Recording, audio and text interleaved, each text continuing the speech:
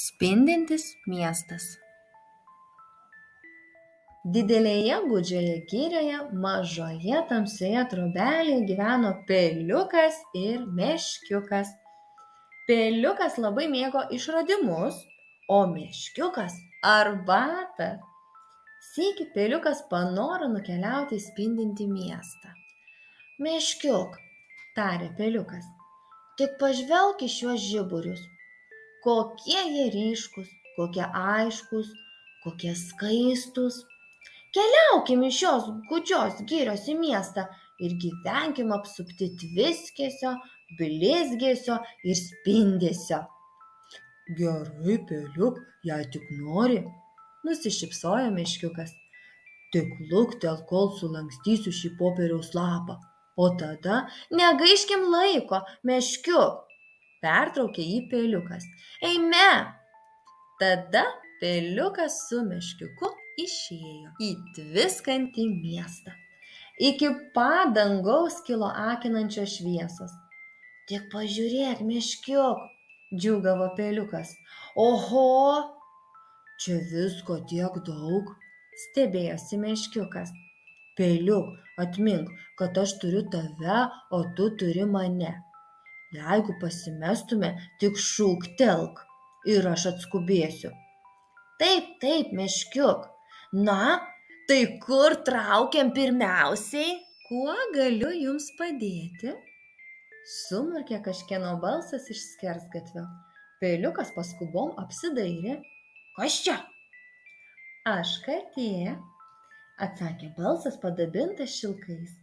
Visada padedu atvykėliams. Galiu jums parodyti kelią. O taip, prašytume, šūktelėjo Peliukas. Kur pati šviesiausia, pati ryškiausia jums žinoma vieta? Ak, mano draugė, atsakė katė. Leiskite, aš jums parodysiu miestą. Taigi katė rodė kelią, o Peliukas su Meškiuku sekė ją iš paskos. Jie ėjo per žėrintį, šviesų ir bruzdesio kupiną miestą. Keliavo neono apšviestomis alėjomis ir mirgančiomis lyg kaleidoskopas gatvėmis. Bet Peliukas troško vis daugiau.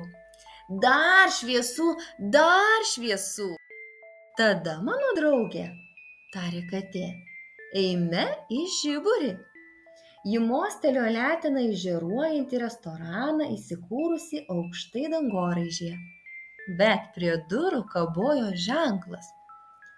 O varge, tarė Peliukas, Meškiuk, ar nesupyksi?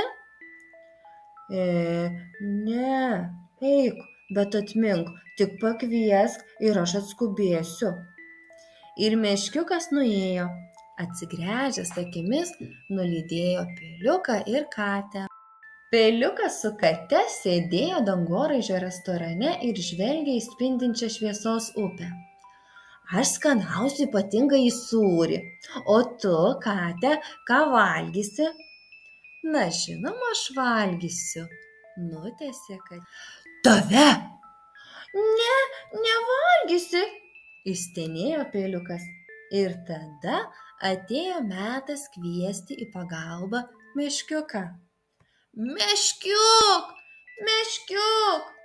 Bėgu, Peliuk, sušuko Meškiukas. Ir jis puolė draugui į pagalbą nešiną suglamžytų popieriaus lapu. Lėkęs skubėjo lankstydamas, perlenkdamas, užlenkdamas. Ant stogo, šaukė Peliukas, ant stogo! Peliukas buvo užspeistas į dangoraižio kampą. Negali mane suvalgyti, juk aš tavo naujas draugas. Dar žingsnelis, murkė katė. Ir tu, mano naujasis draugė, tapsi mano vakarienė.